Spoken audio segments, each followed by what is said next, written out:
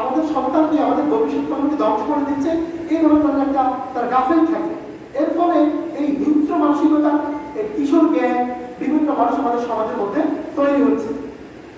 তো ফাইনালি আমরা যে বিষয়টা আমরা সমাজের মধ্যে দেখি যে দেখুন, একজন আজকে থেকে আরো 20 বছর আগে আমি দেখেছি যে একজন মানুষ বস্তিতে এসে কথা বলতে ভয় পেত, কি পেত কিনা বলেন না, মানুষ অনেক এটাকে অনেক বড় কিছু মনে করতো যে আল্লাহ রাগান্বিত হবে।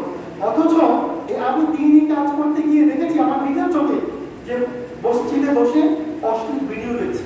তাকে নিষেধ করেছি আমি যে তুমি যে এখানে আসছো নামাজ পড়ছো না, তুমি নামাজ পড়ে চলে যাও, এখানে এগুলো দেখা তো উচিত না। সে একই ছেলেকে আমি বলবো আরেকদিন অশ্লীল জিনিস আমি মসজিদে বসে দেখতে, মসজিদে বসে আমি সেগুলো দেখতেছি। এমন আপনাদের কাছে আমার প্রশ্ন, আচ্ছা বলুন তো, একজন হিরো বলবো সে মাদকাসক্ত, আমার মনে হয় তাকেও যদি আপনি বলেন সে ভয়ে মসজিদে ঢুকবেই না। আমি মনে দেখেছি যে বলছি ভাই মসজিদে আসেন নামাজটা পড়ে, কারণ আমার জামাতের প্রবলেম তো মানে, অথচ সে কনফিডেন্স না যে আমার শরীর অপবিত্র, আমি মসজিদ ঢুকতে পারি, ভাই আসেন সমস্যা নেই, দুই ফেলে না আমি ঢুকবো না, অথচ আপনার ভয় সে ঢুকতেছে না। আর আরেকজন স্বাভাবিকভাবে মস্তিষ্কে ঢুকে, সুস্থ মস্তিষ্কে ঢুকে সে অশ্লীল ভিডিও মোবাইলের ভিতরে ব্রাউজিং করছে মসজিদের ভিতরে, মানে কতটা ভয়াবহ মানসিক অবস্থা এই সমাজের মধ্যে তৈরি হয়েছে। অথচ আফসোস আজকে আমাদের মানুষগুলো মুখে যখন আমরা দাওয়াত নিয়ে যাই তাদেরকে বলি এই ব্যাপারের মধ্যে কোনো চিন্তা ভাবি নেই।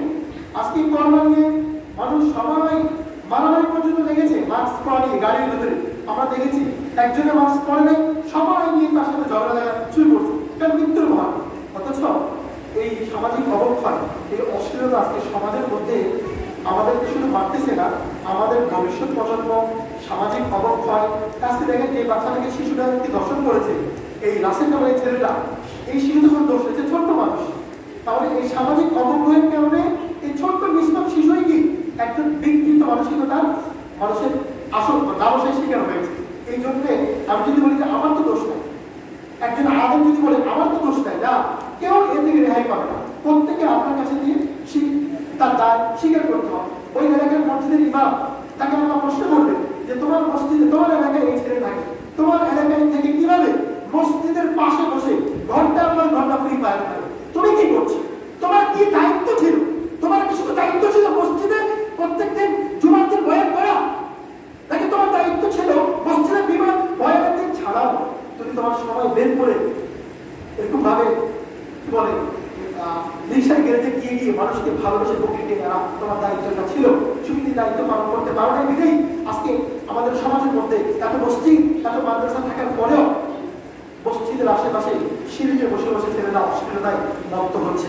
খোদার কসম দায়িত্ব পালন হচ্ছে না, খোদার কসম দায়িত্ব পালন হচ্ছে না। হুজুর বাড়তেছে, আলেম বাড়তেছে, জ্ঞানী বাড়তেছে, বিচক্ষণ জ্ঞানী বাড়তেছে, কিন্তু এই সমাজের অবক্ষয়কে রোধ করার জন্য দায়িত্বশীল ব্যক্তি আমরা বলছি আল্লাহ বলছি তো আল্লাহ আমাদেরকে অনুমোদন দিচ্ছেন যে দাওয়াত দাও, উপদেশ দাও, উপদেশ মুমিনের জন্য কল্যাণকর। তাহলে উপদেশ মুমিনের জন্য কল্যাণকর, আমরা শুধু কতটুকু উপদেশ দিতে পেরেছি, আমরা কতটুকু দায়িত্ব পালন করতে পেরেছি। এই জন্য আমি অনেক বড় বক্তাদের আরবিন হাবিব অনেক বড় বক্তাদেরকে দেখেছি